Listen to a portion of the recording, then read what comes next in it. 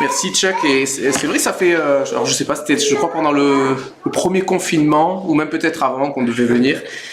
Et à chaque fois, bon, de fil en aiguille, on a dû reporter. En tout cas, on est super content d'être là dans cette église. C'est une église que j'ai à cœur, bien sûr, par son histoire et l'histoire de mon grand-père en particulier. Je me souviens petit venir régulièrement à Brignoles ici chez mon grand-père Hazeltine, John Hazeltine. Et je sais toutes les combats qu'il y a eu depuis tant d'années pour cette église et puis le ministère aujourd'hui des Baumann, vous êtes dans nos prières. Et tout à l'heure, on donnera quelques mots avec Elsa sur notre ministère. Puisque nous sommes maintenant à mi-temps dans un ministère, mais avec une volonté d'aller vers un plein temps d'ici quelques temps. On en donnera quelques mots tout à l'heure. On va d'abord faire ce qu'il y a de plus important, c'est ouvrir la parole de Dieu. Je veux juste prier pour ce temps-là. Seigneur, on veut te remercier pour ce privilège de pouvoir ouvrir ta parole. Et Seigneur, je veux te prier pour que ce matin, cette parole ne soit pas une parole qui reste dans notre intellect, mais qu'elle puisse descendre au plus profond des racines de notre cœur, Seigneur, et qu'elle puisse changer notre vie, Seigneur. Amen. Alors, en cette période de Noël, où on s'approche des fêtes de Noël, je me suis fait cette réflexion que nous avons une vision de Noël, en tout cas de cette fête de Noël, parfois un peu idéalisée ou un peu, je vais pas dire théâtralisée, mais ça ressemble un peu à ce que Disney nous propose. Et c'est vrai que quand on regarde les textes bibliques sur Noël, on s'aperçoit que Jésus n'est pas né un 25 décembre, qu'il n'est pas né probablement en hiver. Il y a de fortes chances, mais rien n'affirme que Joseph et Marie ont voyagé à Dodane. C'est possible, mais c'est pas dit dans la Bible. Ils ne sont pas arrivés le soir de la naissance de Jésus. Il n'y a pas eu un méchant aubergiste qui n'a pas voulu les accueillir. Les spécialistes disent que Bethléem était une toute petite bourgade, pas plus de quelques centaines d'habitants probablement. Il n'y avait à cette époque, selon les spécialistes, pas d'hôtel tels qu'on les imagine nous. Donc il y avait des formes d'accueil, mais pas comme on les imagine avec chaque hôtel qui aurait refusé tous Jésus. Effectivement, il y avait du monde à ce moment-là, on le sait, puisqu'il y avait le recensement. Rien ne nous permet d'affirmer que Jésus est né dans une étable. Nous savons en tout cas que, effectivement, il y avait une mangeoire. La Bible ne parle que d'une mangeoire, comme d'une crèche, qui a servi comme un lit. À cette époque, on sait qu'il y avait probablement souvent des étages, que les gens dormaient à l'étage, et que souvent, le rez-de-chaussée servait effectivement pour les animaux, pour que les animaux puissent manger. Mais la Bible est assez floue. On sait que c'est une mangeoire qui a servi. Est-ce qu'il y avait tous les animaux autour tels qu'on l'imagine ? Peut-être, probablement, mais ça n'est pas confirmé. Il n'y avait pas une belle étoile au-dessus de l'étable.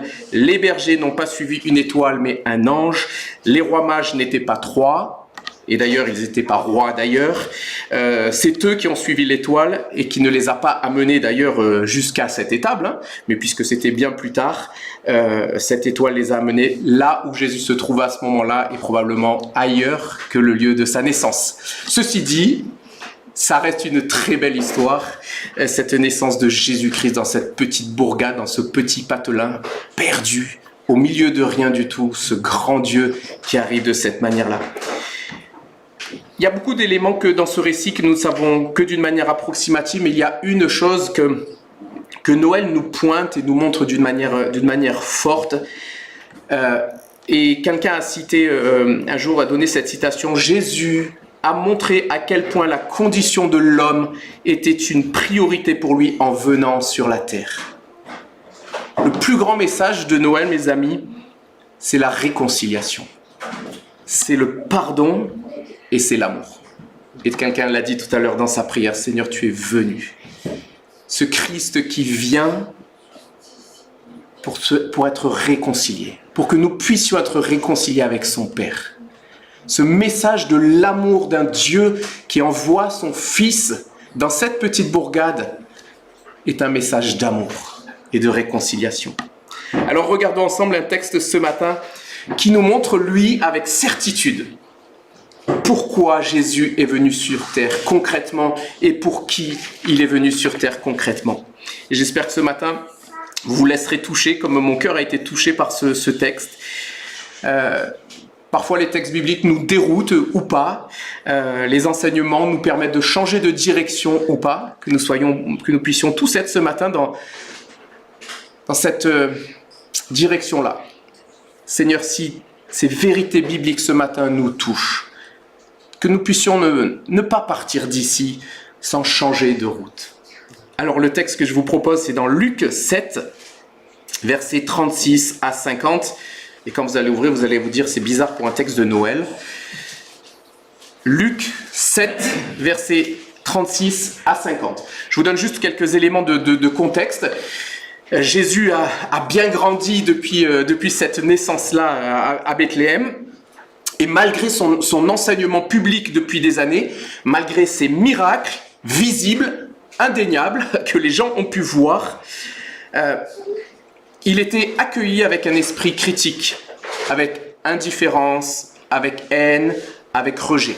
Et là, on est vraiment dans cette période-là où tout le monde commence à vraiment douter de lui. Ses disciples doutent de lui. Jean-Baptiste, de sa famille, doute de lui. Les pharisiens doutent de lui. Et on est vraiment dans cette période-là de doute, de tension palpable. Où en particulier, il y a ces pharisiens, on le sait, extrêmement religieux, ces pharisiens pleins de rituels, de lois, des « tu dois faire »,« il faut faire ». Et dans le verset juste précédent du texte que nous allons lire, Jésus dit à la foule, « Jean-Baptiste est venu, il ne mange pas de pain et ne boit pas de vin, et vous dites, il y a un démon. » Il a un démon. On reproche à Jean-Baptiste le fait de ne pas manger de pain et de vin. Et ensuite, on dit de Jésus, c'est un glouton et un buveur, un ami des collecteurs d'impôts et des pécheurs. À Jean-Baptiste, on lui dit, il a un démon, parce qu'il ne mange pas comme les autres, il ne fait pas comme les autres. Jésus fait comme les autres, et on lui dit, tu es quelqu'un de mauvaise vie, tu es un glouton. Et à ce Jésus à qui on vient de dire, Jésus est un glouton, dans le texte d'après, on voit ce glouton qui va se faire un plaisir d'aller dans un repas avec des gens de mauvaise vie. Je lis Luc 7, 36, 50. Un pharisien invita Jésus à manger. Jésus se rendit chez lui et se mit à table. Survint une femme connue dans la ville pour sa vie dissolue. Comme elle avait appris que Jésus mangeait chez le pharisien, elle avait apporté un flacon d'albâtre rempli de parfum. Elle se tint derrière lui à ses pieds, elle pleurait. Elle se mit à mouiller de ses larmes les pieds de Jésus. Alors elle essuya avec ses cheveux, et en les embrassant, elle versa le parfum sur eux. En voyant cela, le pharisien qui l'avait invité se dit, si cet homme était un prophète, était vraiment un prophète, il saurait quelle est cette femme qui le touche, que c'est quelqu'un qui mène une vie de débauche. Et Jésus lui répondit à haute voix, Simon, j'ai quelque chose à te dire. Oui, maître, parle, répondit le pharisien. Il était une fois un prêteur à qui 2 hommes devaient de l'argent. Le premier devait 22 000 euros. Le second devait 2 200 euros. Comme ni l'un ni l'autre n'avaient de quoi rembourser leurs dettes, il fit un cadeau à tous deux de ce qu'ils devaient. À ton avis, lequel des deux l'aimera le plus ? Simon répondit, celui, je suppose, auquel il aura remis la plus grosse dette. Voilà qui est bien jugé, lui dit Jésus.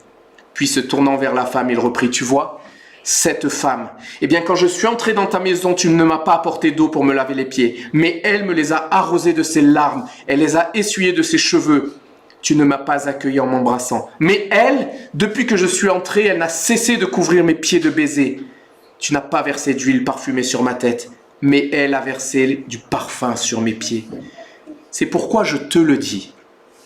Ses nombreux péchés lui ont été pardonnés.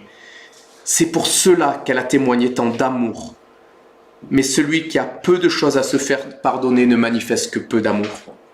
Puis il dit à la femme, « Tes péchés te sont pardonnés. » Les autres invités se diront eux-mêmes, « Mais qui est donc cet homme qui ose pardonner les péchés ?» Mais Jésus dit à la femme, parce que tu as cru en moi, tu es sauvée, va en paix. Quel magnifique texte pour Noël, de ce Jésus qui vient pour la réconciliation. Et il est venu pour des gens comme cette dame de mauvaise vie.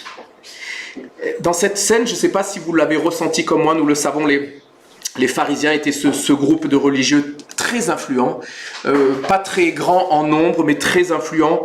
Et on voit en Matthieu 15 en particulier qu'ils respectent vraiment la tradition des anciens. Ils interprétaient les textes d'une manière très, très stricte.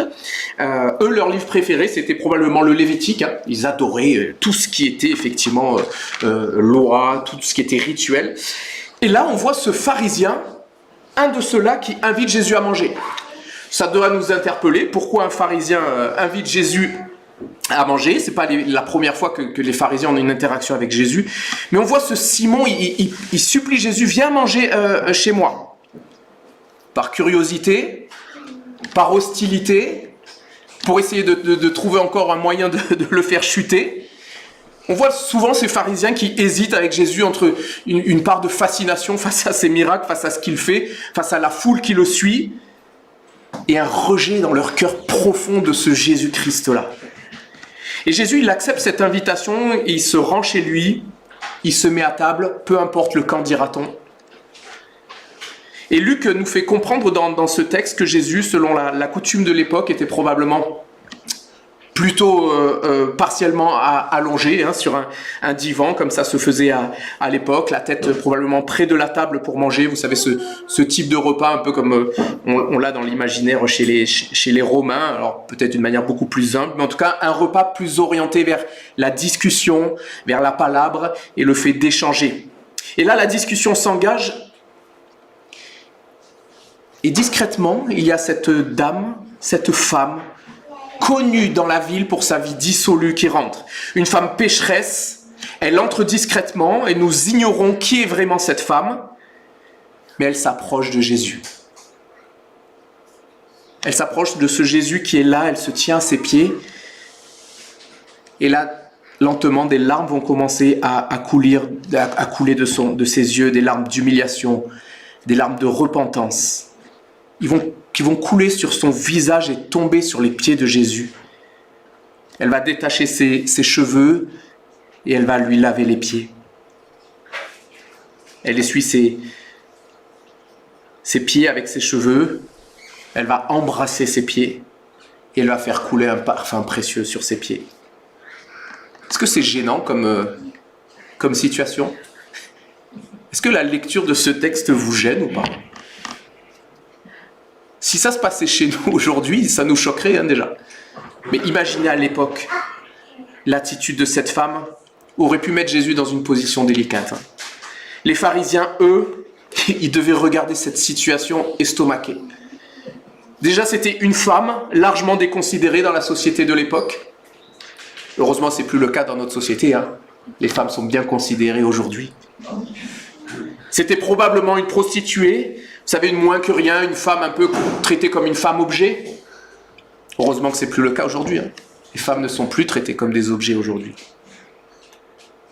Elle rentre sans rien demander.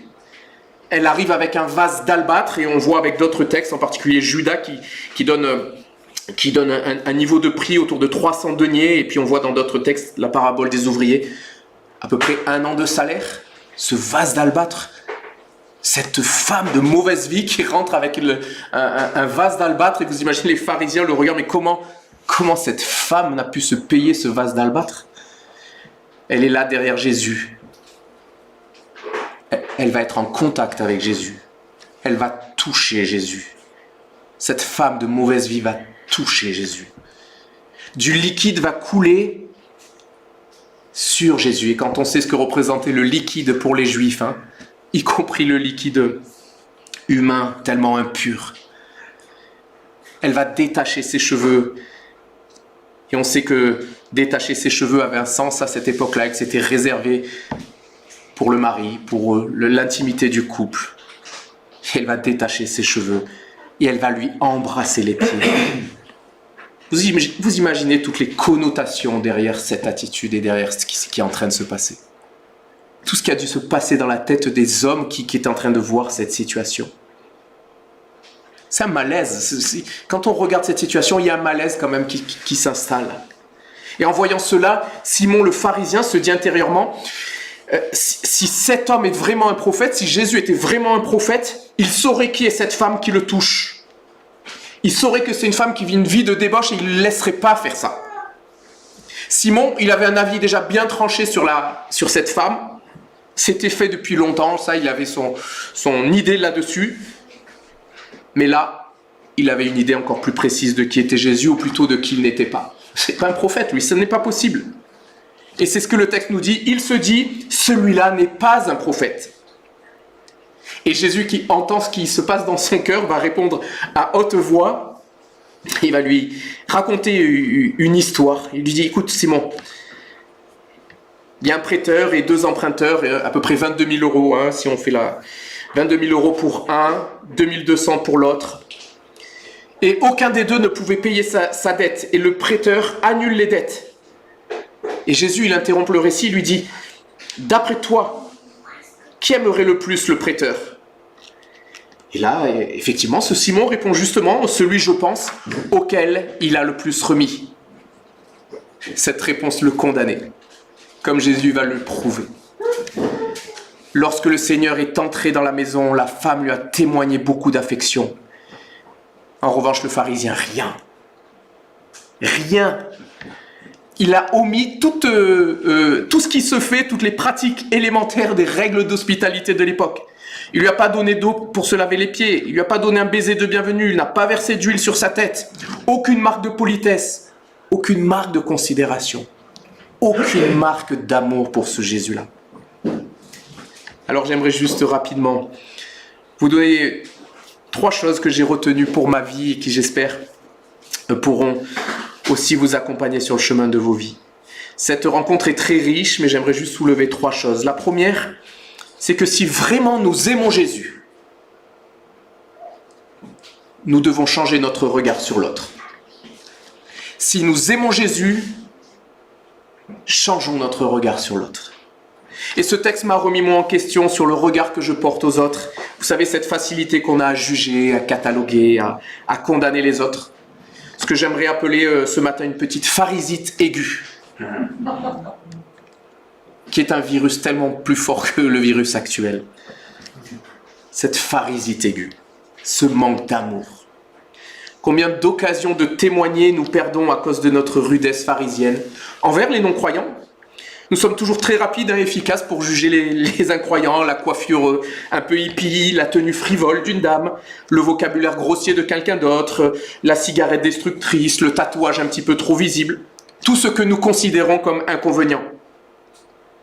Mais comme Simon avec cette femme, parfois l'attitude ou la conduite que nous adoptons parfois au nom de la justice de Dieu sont plus déplacées et moins justes que celles que nous critiquons. J'aimerais juste redire ça. L'attitude ou la conduite que nous adoptons parfois au nom de la justice de Dieu sont plus déplacées et moins justes que celles que nous critiquons. Nous devons nous garder de juger aux apparences et arrêter de considérer le péché des autres comme un pharisien. Un commentateur disait que aimer, c'est plus qu'être poli et avoir de la considération, mais ça n'est jamais moins. Jamais moins que ça. Et dans la mesure où notre vie manque de cette considération de l'autre, elle manque aussi probablement d'amour.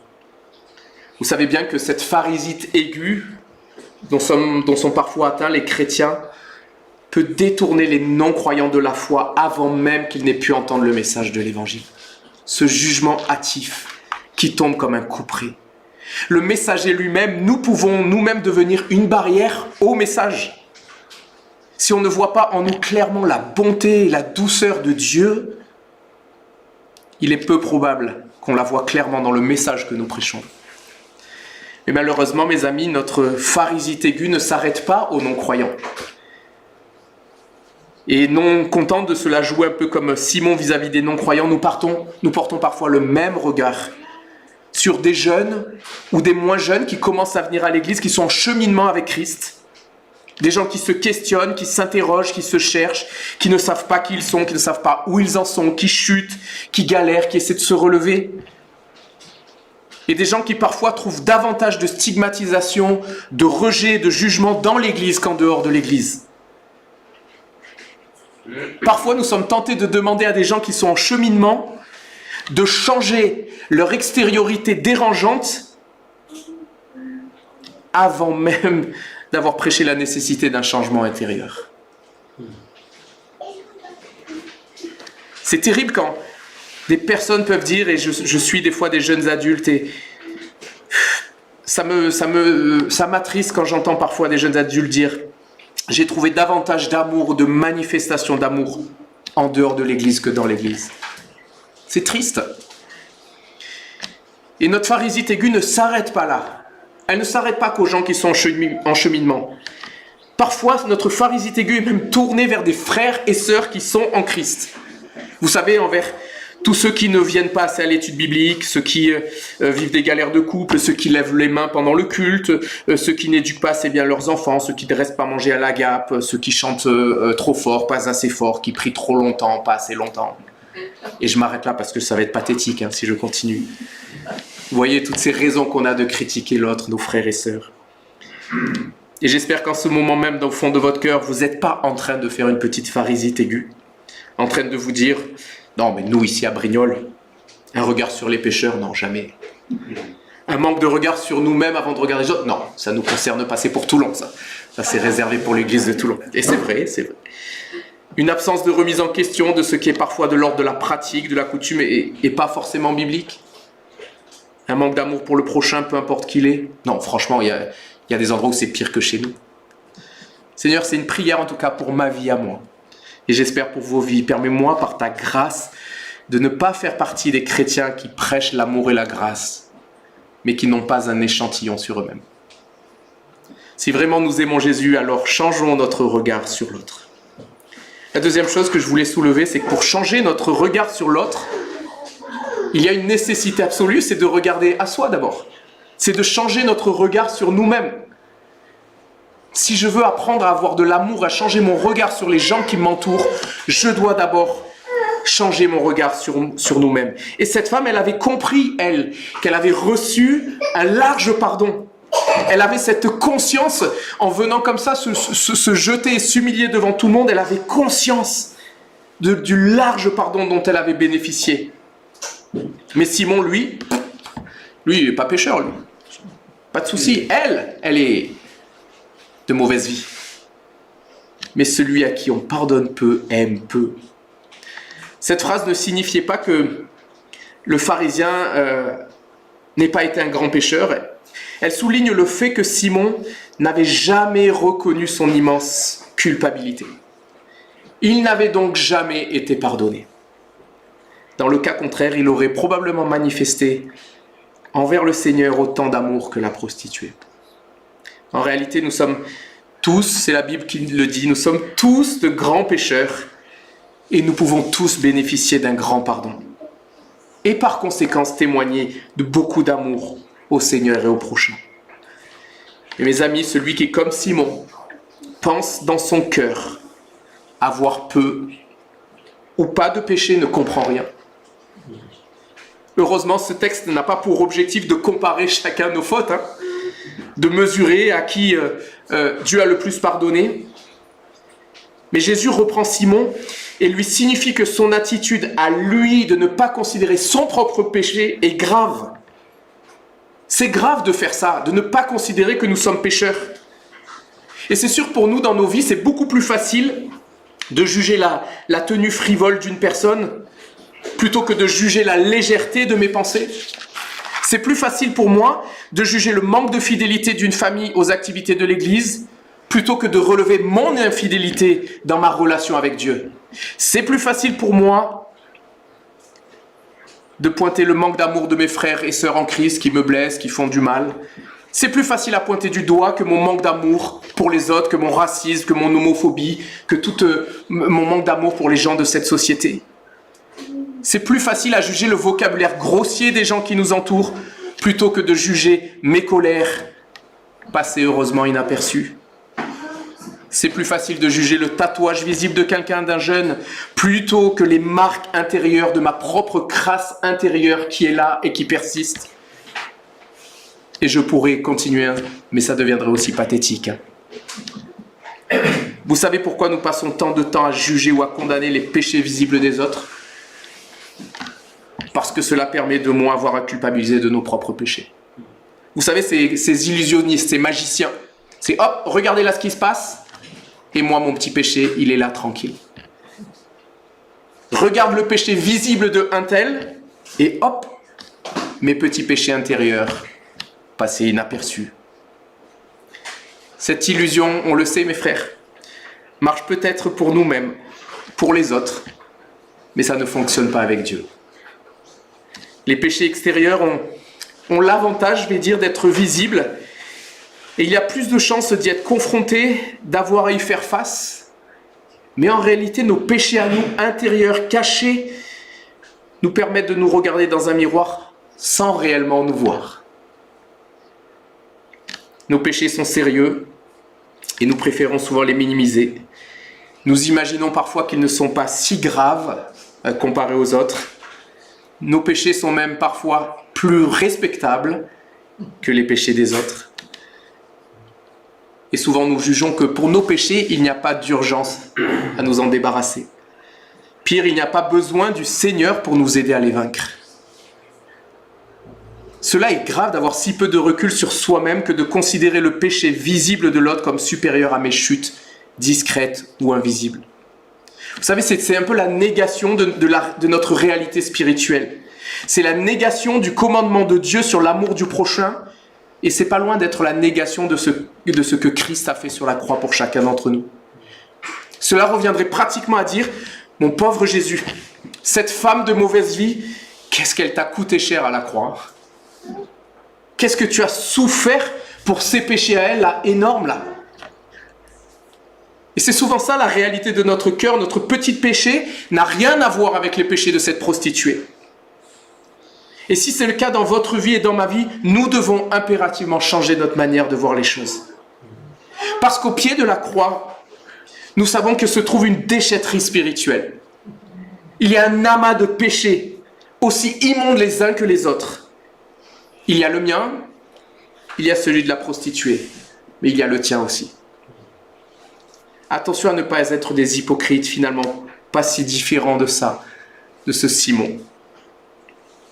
Nous cherchons souvent à maintenir un petit peu les apparences dans nos milieux chrétiens. On a besoin de montrer que ça va bien dans nos apparences, alors que nous devrions être comme cette femme et déclarer jour après jour, je suis un si grand pécheur, Seigneur. Non pas dans la culpabilité, l'autoflagellation, mais la reconnaissance simple devant un miroir de qui je suis un si grand pécheur. Oui, quand notre regard sur nous-mêmes change, forcément, en reconnaissant que moi-même je suis un si grand pécheur, mon regard sur l'autre doit changer, va changer. Et tant que Simon ne comprend pas qu'il doit changer son regard sur lui-même, qu'il a besoin de la grâce de Dieu, il aura toujours un manque d'amour du prochain, même si c'est le plus grand des commandements. Cette prostituée a une telle conscience de son état de pécheresse, une telle franchise et authenticité sur elle-même que là, elle n'a plus rien à faire du regard des autres. Elle vient simplement dépouiller aux pieds de Christ pour vivre cette humiliation et cette repentance nécessaire pour chacun d'entre nous. Elle ne se ment pas, elle ne se voile pas la face, elle ne fait pas bonne figure en sauvant les apparences. Combien nous avons besoin d'être dans cette disposition de cœur, de ne pas vouloir sauver les apparences. Seigneur, aide-nous à cela. Et aide-nous à cela parce que c'est important, parce que quand je cherche à tout prix dans ma vie à sauver les apparences, on ne se rend pas compte que ça peut être grave. Quand je laisse croire à tout le monde que tout va toujours bien dans ma vie, nous n'avons plus aucune authenticité. Nous mentons non seulement à nous-mêmes, mais à Dieu. Nous mentons à notre entourage.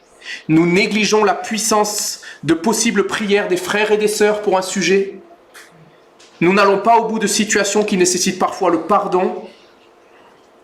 Nous sommes même une occasion de chute dans ces situations pour des frères et sœurs qui nous entourent.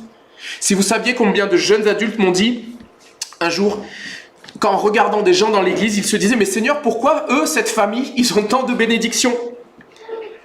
Est-ce que c'est parce que moi je suis un mauvais chrétien ? Moi je galère à lire la Bible, moi je n'arrive pas à aller à toutes les activités de l'église, moi je ne connais pas bien la parole de Dieu comme eux, moi j'ai des moments de doute. Et si des gens, des piliers de l'église font croire que tout va bien toujours dans leur vie, dans leur relation avec Dieu. Non, moi j'ai une très bonne relation avec Dieu, je lis ma Bible tout le temps, j'ai pas de chute, j'ai pas de... Est-ce que c'est cet exemple-là que l'on veut donner aux jeunes adultes, aux jeunes et aux gens qui nous entourent ? Tout va bien pour moi ? Cette fausse image que parfois nous donnons de nous-mêmes aux autres, au lieu d'être une source d'encouragement, est une source de découragement. Si lui, tout va bien pour lui, toujours dans ma vie, qu'est-ce qui fait que moi, ça ne va pas dans ma vie ? Et si ce matin, vous êtes découragé par votre vie spirituelle, pas la peine de se comparer systématiquement aux autres chrétiens de nos entourages. Il y en a qui sont en bonne santé spirituellement. Merci Seigneur, parce que ce sont des locomotives.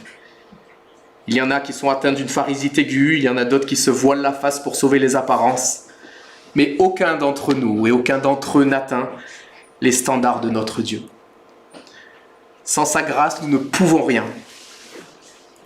Que nous puissions puiser dans la parole de Dieu, dans l'amour de ce que Jésus fait enfant est venu faire pour chacun d'entre nous. L'Église de Dieu gagnerait dans son ensemble à prendre exemple sur cette prostituée et s'humilier avec davantage encore de vérité et d'authenticité. Vous savez, c'est relativement facile de dire « Moi aussi, je ne suis pas parfait. Moi aussi, je ne suis pas quelqu'un de bien. Moi aussi, je suis un pécheur. J'ai des hauts et j'ai des bas. » Vous savez, toutes ces phrases qui veulent tout dire et rien dire. Toutes ces phrases qui nous empêchent de dire « C'est quoi mes hauts et c'est quoi mes bas ?» C'est quoi réellement et pourquoi est-ce que je peux vraiment prier pour toi ? Il ne s'agit pas de déballer sa vie devant toute l'Église entière. Bien entendu qu'il y a des choses qui ne se partagent pas devant l'Église entière.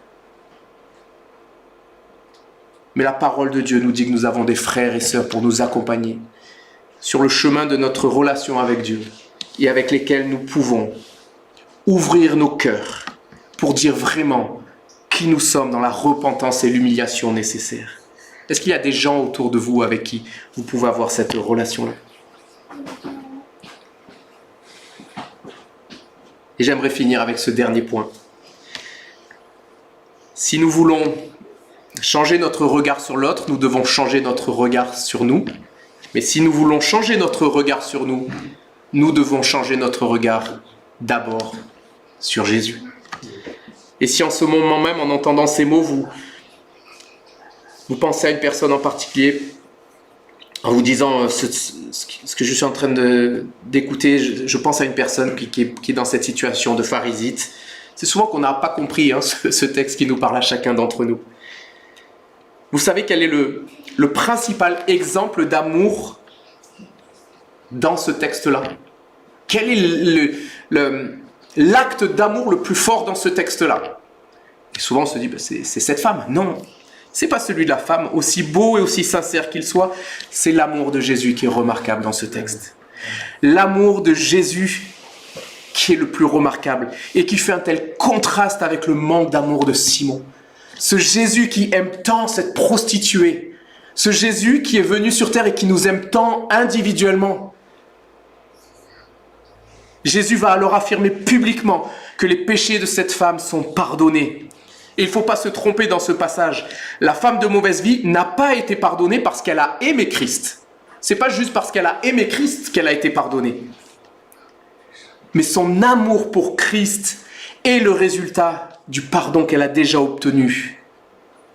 Parce qu'elle a placé sa confiance dans ce Christ et reconnu qui il était. Elle a beaucoup aimé parce qu'elle a compris qu'elle avait été pardonnée par ce Jésus-Christ. Est-ce que j'ai été beaucoup pardonné dans ma vie ? Et nous rentrons dans ces fêtes de Noël. Quel beau moment pour reconsidérer combien Jésus nous a aimés. Combien moi-même j'ai été beaucoup pardonné et combien en retour je dois vivre d'une façon vraie, authentique les commandements de Dieu. Tu aimeras le Seigneur ton Dieu de tout ton cœur, de toute ton âme, de toute ta pensée, de toute ta force. Et voici le second, tu aimeras ton prochain comme toi-même. Il n'y a aucun autre commandement plus grand que cela. Aucun autre. L'Évangile nous présente ainsi un Dieu qui humblement n'hésite pas à s'approcher des hommes. Il est venu pour offrir le pardon, un pardon plein, entier. Pas question d'être pardonné beaucoup ou peu.